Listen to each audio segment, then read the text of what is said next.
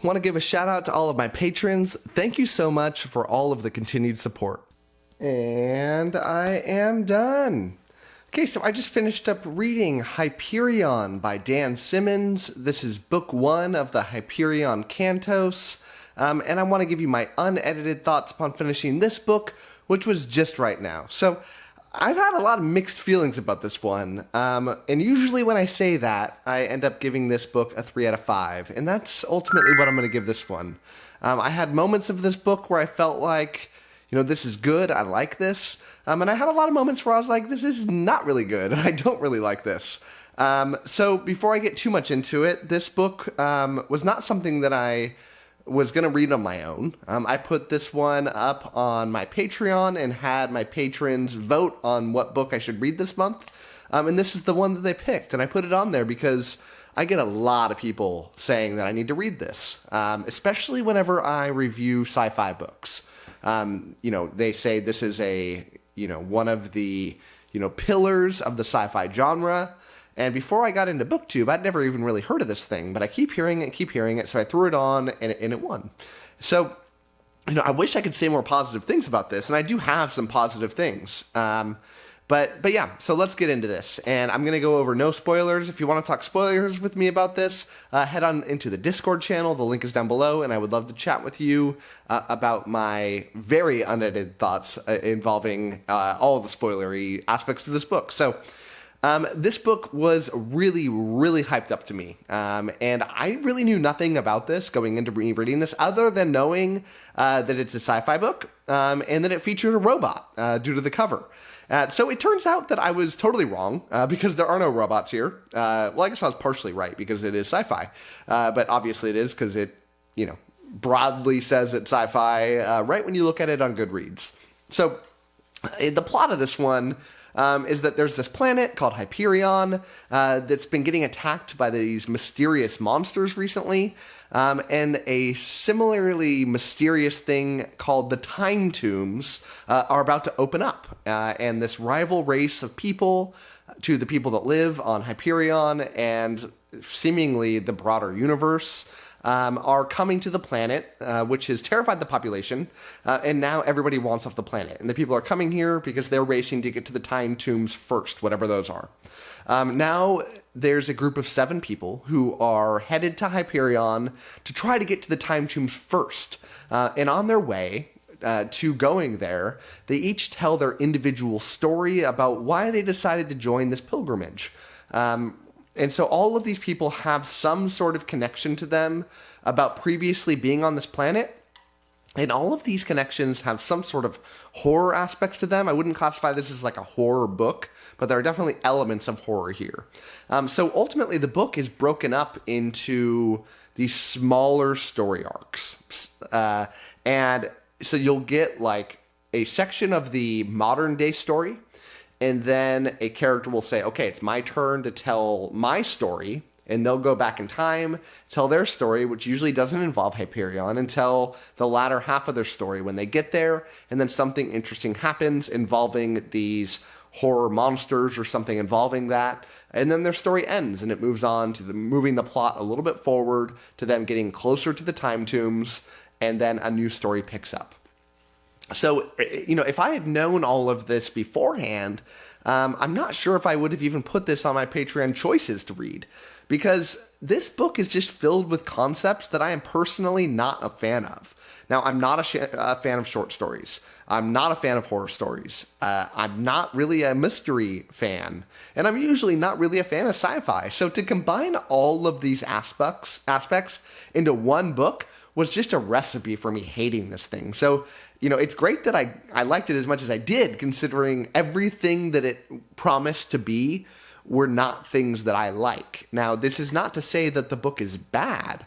It's just I didn't really like it. Now, I say that on every book that I generally read, outside of the first binding, which is, objectively horrible. But outside of that, I say that, but really I mean it here, because this book was just not written for me. by any means.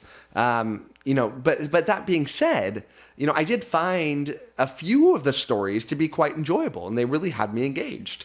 I was so on a couple of the stories, and I downright did not like a couple of them. But having said that, I really do understand why this series is so revered. The writing is unquestionably superb. And the ability of Dan Simmons here to write all of these, completely different short stories, with completely different voices to them. And by voices, I mean like the tone of them, the way they're written, they all feel extremely different. In fact, they almost feel like different genres at times. And that was nothing short of incredible. I don't think that I have ever read a single book that has pulled off, what Dan Simmons has done here. Now, that being said, I haven't read a lot of books that have even attempted that. But, when I think back on something like The Black Company by Glenn Cook, Glenn Cook utilizes this, but not in an individual book. The Black Company is filled with a new book being written by a new narrator, and it feels like a totally different thing. And I've said for a long time that, Glenn Cook should be applauded for not only the bravery of what he did, but the execution of it. Likewise, Dan Simmons should for this individual volume and what he was able to do. It's very incredible.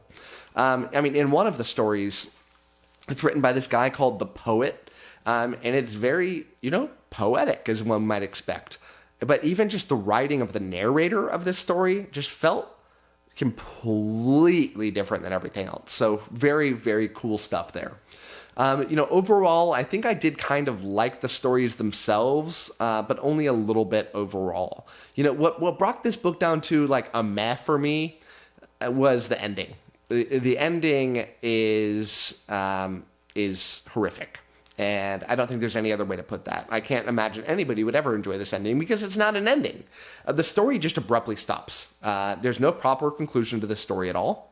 And while I do get that this is a series and you're not supposed to read series as individual books, you're supposed to read the whole series and then analyze them as it is.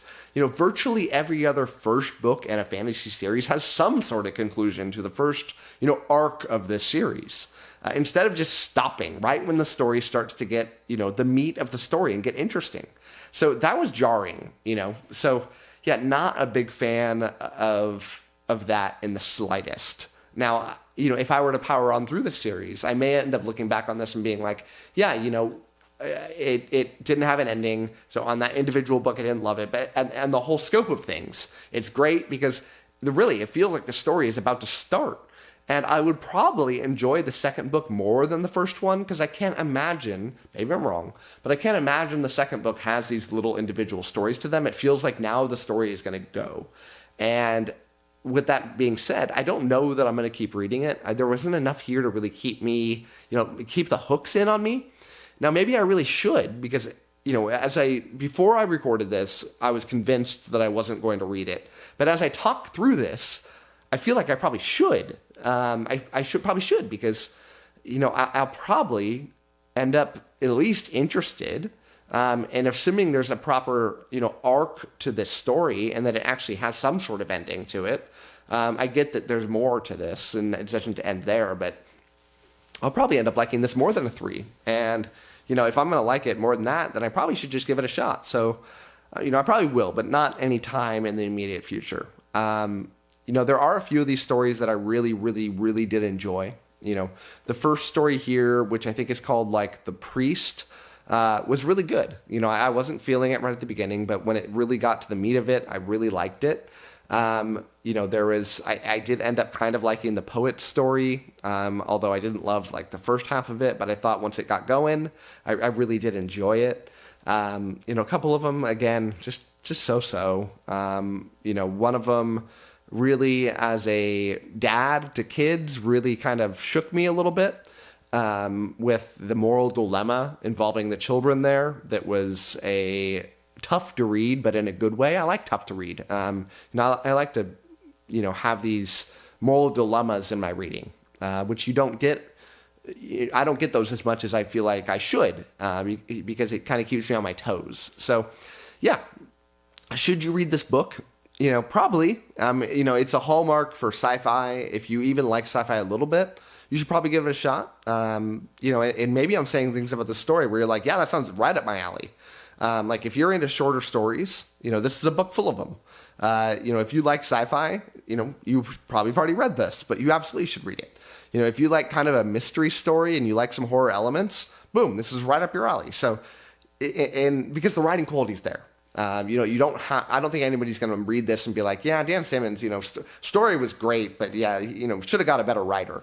No, not happening here. So yeah, check this one out. I can't put my full seal of endorsement on it because of my feelings on it, but yeah, give it a shot. See if you like it, but you've probably already read it.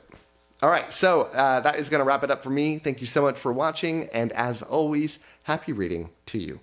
Thanks again to all my patrons, with a special shout out to my Ascendant tier and Librarian tier patrons: Anna G, Brian, CJ, Darren, Jonathan, My Book is Lit, Nathan T, Nev's Book Channel, Ron Reich, Russell, Ryan L, Anna, Andra, Angelo, Ben, Blair, Brock, Evan, Jen B, Harry B, Jamie, Jeff Pixler, Maria, Michael Sugarman, Sky, TW57, Wacky, and Zion.